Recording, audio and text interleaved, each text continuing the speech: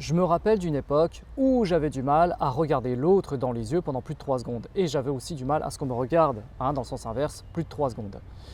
Et ça m'a pris du temps avant de déterminer pourquoi cela m'affectait autant. Parce qu'on dit par la symbolique que les yeux c'est le miroir de l'âme. Il n'y a rien qui est prouvé scientifiquement bien sûr, mais je veux bien le croire. Et tu sais, moi, justement, quand ça m'affectait autant, j'avais l'impression qu'on me lisait comme dans un livre ouvert, comme si on me scannait des pieds à la tête.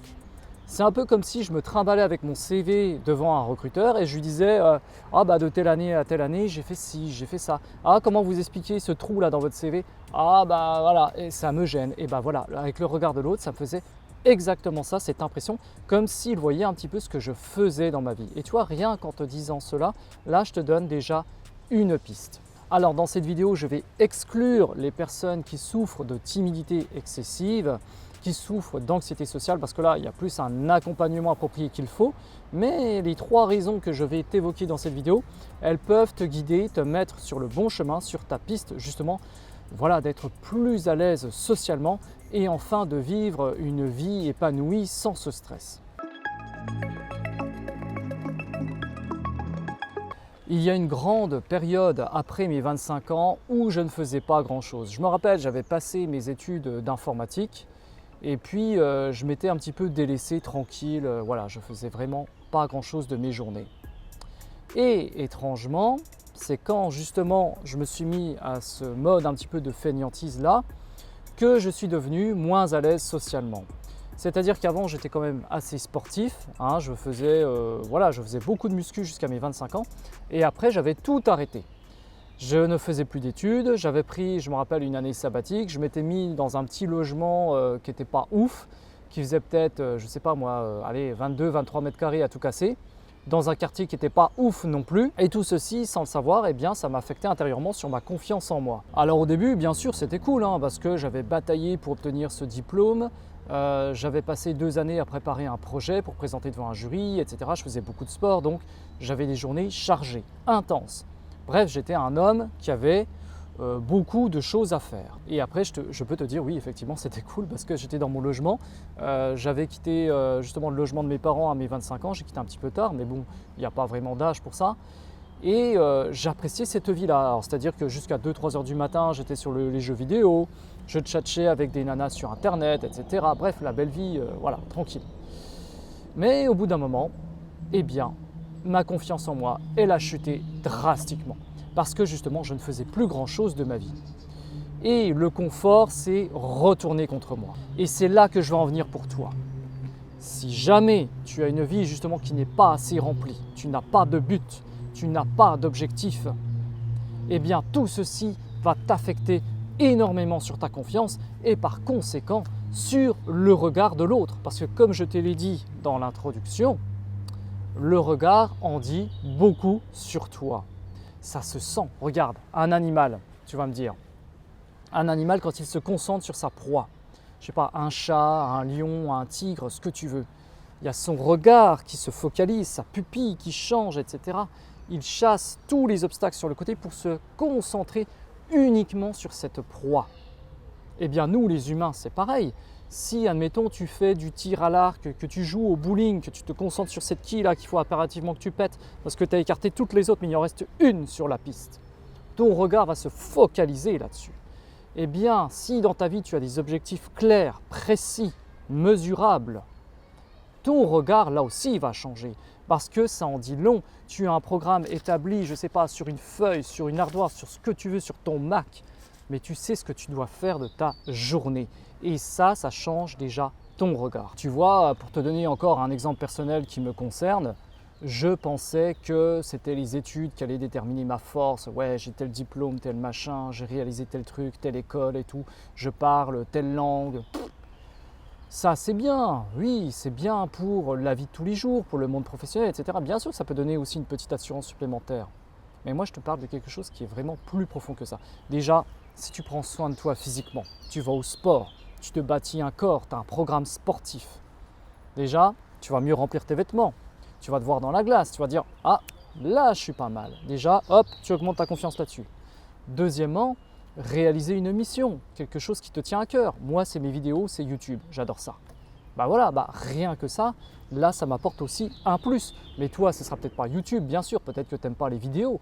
Et je sais pas, moi, je sais pas, faire de la musique, aller voir les personnes âgées dans les EHPAD, leur tenir compagnie, n'importe quoi. Tu te donnes de la valeur et tu donnes aussi de la valeur aux autres, tout simplement. Et puis tu sais, ce n'est pas une question d'avoir telle bagnole, tel logement, un compte en banque comme ça, tiens, regardez mes comptes, voyez, j'ai réussi et tout. Non, c'est pas ça. C'est plutôt ce que tu es et ce que tu fais. Ça va te donner de la valeur. Et là, ton regard va changer. Et là aussi, tu vas mieux supporter le regard de l'autre. Parce que tu seras mis en valeur. Tu vas faire des choses qui vont augmenter ta valeur perçue. La deuxième raison pour laquelle tu peux avoir du mal avec le regard de l'autre, c'est que tu as des choses à cacher. Des choses dont tu as honte, dont tu te sens coupable, des choses que tu as faites avant ou que tu fais encore maintenant et que justement, quand l'autre te regarde, tu as l'impression qu'il le voit. Et moi, je vais te parler d'un truc. Un truc qui touche beaucoup de gens et des fois même, moi, je me surprends encore à plonger dedans. Ça devient de plus en plus rare, mais oui, ça arrive, j'ai des faiblesses comme tout le monde. C'est le PORNO. Ah, ça te dégomme. Ça te dégomme au niveau de ta valeur, au niveau de ton énergie, au niveau de ton estime. Parce que voilà, tu es pris dans le péché. Sur le moment, oui, c'est agréable, tu as la montée d'hormones, bien sûr, c'est du plaisir. Et puis après, une fois que c'est terminé, qu'est-ce que j'ai fait? Mais qu'est-ce que j'ai fait? Tu te sens lamentable. Et tout ça, justement, ça ruine ta confiance, ça ruine ton estime. Et par conséquent, on y revient encore une fois là. Et oui, le regard de l'autre va être gênant. Parce que tu as l'impression, enfin moi, je sais que j'ai cette impression-là que quand je sombre dans ces travers-là, j'ai l'impression que l'autre va le détecter. Alors que non, c'est pas forcément ça. Mais tu perds quand même une essence vitale. Et puis après, ce que tu regardes là, ça ne te suffira plus. Il te faudra un certain contexte, un certain lieu, certaines positions, etc. Et là, tu vas te sentir vraiment de plus en plus sale. Alors tu te rends compte, tu vas ruiner des efforts pas possibles sur ta vie pour essayer de remonter ta confiance en toi. Et en 5 minutes de faiblesse, tu peux tout mettre à zéro, à plat. On voit plus vite à descendre la pente qu'à la monter. À chaque fois que tu cèdes, tu penses à ça. Tu te dis, tu vas voir, ça va te dissuader. À chaque fois que je cède à cette tentation, je perds 6 mois de travail. C'est-à-dire qu'en 5 minutes de plaisir, tu vas te mettre dans ta tête, je perds 6 mois de travail.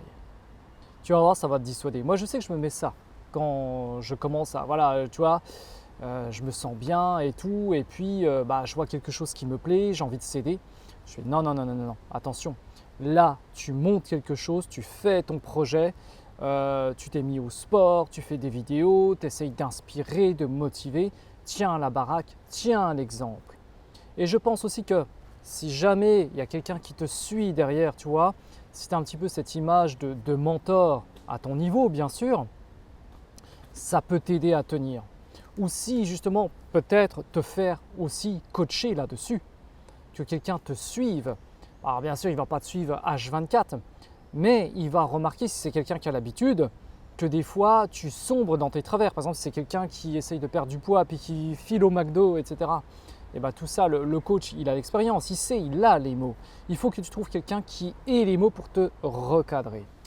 Donc oui, par rapport à cette zone d'intimité, ces choses que tu fais discrètement chez toi, là, dans le noir, tout seul, tu m'étonnes que tu aies du mal après à soutenir le regard de l'autre.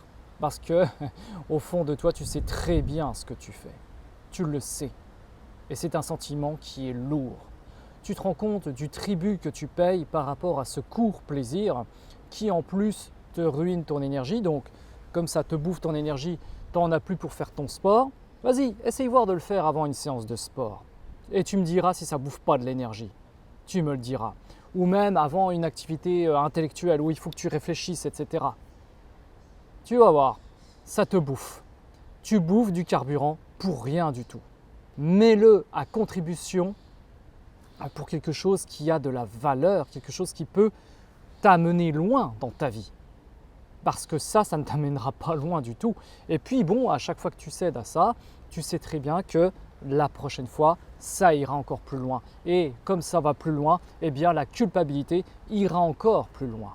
Donc, arrête cette activité le plus tôt possible, parce que déjà, cette femme-là qui est derrière l'écran, tu ne la connais pas, tu ne la verras sans doute jamais. Et à chaque fois que tu cèdes à du virtuel, c'est une occasion en moins pour du réel. Et si tu me supprimes tout ce virtuel-là, bien sûr la culpabilité va descendre, donc tu vas sortir de plus en plus, donc tu vas rencontrer bien sûr plus de femmes parce que tu auras plus envie, on t'aura coupé quelque chose, il va falloir que tu le retrouves ailleurs, soit dans tes projets, soit enfin pour voir des femmes pour de vrai. Et là, tu arriveras à soutenir justement le regard plus longtemps parce que tu as éliminé quelque chose qui était nocif pour toi pour le mettre dans une autre case. Donc tu vas sortir plus, tu vas aller dans des bars et là tu vas avoir un regard plus affûté parce que tu voudras justement une vraie expérience. Et là, on parle de quelque chose de concret. Et logiquement, après ce point numéro 2, justement sur la culpabilité et le fait de rencontrer plus de gens, ça nous amène au point numéro 3, les interactions sociales. On est à une époque, on est tous là. Tac, tac, tac, tac, tac. Ah, ça n'arrête pas. Ça n'arrête pas. TikTok live, vas-y, tapote le match, mets des likes, truc. Et quand c'est d'or, il n'y a rien du tout. Derrière l'écran, c'est pas du tout la même interaction, hein. Tu peux fixer ta caméra sans problème, mais avoir des soucis pour regarder une personne pour de vrai. C'est ça qui est étrange. Il y a des gens, ils arrivent très bien à se filmer, à se faire des lives, mais quand c'est dans la vraie vie dehors et ils n'arrivent pas à soutenir le regard de l'autre, c'est pas la même chose. On dit que la confiance en soi, elle est compartimentée.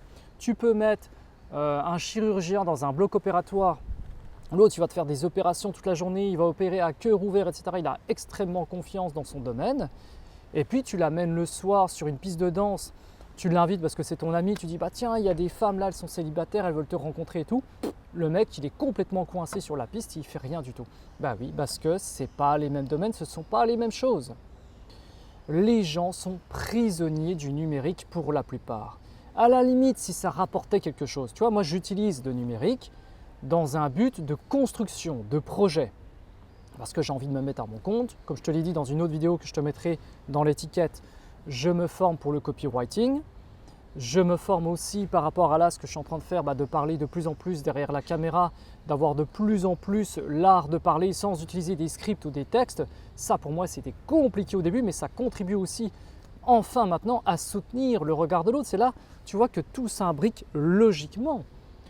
Tout ce que tu fais pour économiser ton temps, ton énergie, descendre ta culpabilité, tu le mets ailleurs dans quelque chose de beaucoup plus constructif et de valeur. Tu te rends compte avec tous les outils qu'on a actuellement là, tous les réseaux. On communique soi-disant avec le monde entier. Oui, on communique avec le monde entier. Si ton oncle il est à Singapour ou au Vietnam, tu peux communiquer avec lui. Si ta copine elle est partie faire des études au Mexique, tu peux communiquer avec elle, bien sûr. Mais ça n'a pas du tout la même valeur, la même profondeur que, bordel, une interaction de face à face. Et les gens s'accoutument à ça. Et à la limite maintenant, on trouve presque bizarre quand on veut se rencontrer rapidement avec quelqu'un. On n'a pas dialogué tant de temps, je ne le connais pas et tout, on a envoyé que 2-3 messages, il veut déjà me voir. Mais comment veux-tu que je te connaisse si je ne te rencontre pas? C'est pas en envoyant 15-20 SMS. Attends, on n'a pas rempli le quota de SMS donc on ne se voit pas avant. C'est quoi ces conneries? Moi, quand je veux rencontrer quelqu'un, c'est pour de vrai. Tu vas me dire, ouais, tu t'adaptes pas à l'ère moderne. Ah oui, mais ça, moi, j'ai pas trop envie de m'adapter, je suis désolé. Moi, l'outil là, c'est pour le travail. Alors oui, bien sûr, je vais échanger avec des gens. On va échanger sur des problématiques, ça, il n'y a pas de souci. Mais pour des rencontres amicales ou amoureuses, rien ne vaut l'expérience réelle. Et on va faire comme dans le film de Stallone, là, je ne sais pas si tu te rappelles, c'était quoi, Demolition Man, là, où le mec il met le casque virtuel là, puis ils font l'amour avec la nana, ils se mettent tous les deux sur le canapé à distance, puis tiens vas-y mets le casque et on fait l'amour comme ça. Oui, on va y venir à force. Si les gens ont vraiment du mal avec ça, avec le regard de l'autre et qui se calfeutrent derrière des écrans, plus on a eu l'époque virus C19 qui a contribué au télétravail, eh bien oui, nous allons franchement vers une direction qui n'est pas belle à voir. Ça apporte certes des opportunités que moi j'utilise, je ne crache pas dessus, mais ça enlève quand même pas mal d'autres choses. Et notamment par rapport au regard de l'autre, qu'il ne passe maintenant plus qu'à travers un écran. Donc tu l'auras compris au travers de cette vidéo, avec les 3 points qu'on vient de voir, pour pouvoir enfin soutenir le regard de l'autre, pour t'apporter de la valeur, pour augmenter ta confiance en toi, il faut déjà que tu aies des objectifs qui soient précis, que tu occupes tes journées, que tu me bâtisses un corps, que tu te sentes bien dans ton corps, dans tes vêtements, ça c'est important. Deuxièmement aussi, que tu descendes ce sentiment de culpabilité, comme ça tu n'auras de moins en moins de choses à cacher, tu te sentiras clean. Moi je sais que j'aime bien me sentir propre, c'est comme ça, il y a des gens ils sont comme ça, sinon ils n'arrivent pas à soutenir le regard de l'autre. Et troisièmement, c'est favoriser le plus possible les interactions sociales, mais pas là-dessus dans la vie. Tu sors dehors, regarde, il y a la nature, il y a des gens qui se baladent, c'est les marchés, c'est le moment, on y va. Et on revient, j'espère, à l'ancienne à ce niveau-là, parce que oui, les anciens, par rapport à ça, ils avaient quand même beaucoup plus de chance que nous. Ils n'avaient certes pas tous ces outils-là pour apprendre, ils étaient pénalisés à ce niveau-là, mais par contre, je pense qu'ils avaient quand même de bien meilleures interactions sociales et le monde était beaucoup plus épanoui. Mais on peut y revenir si chacun d'entre nous, justement, revenons à des valeurs essentielles.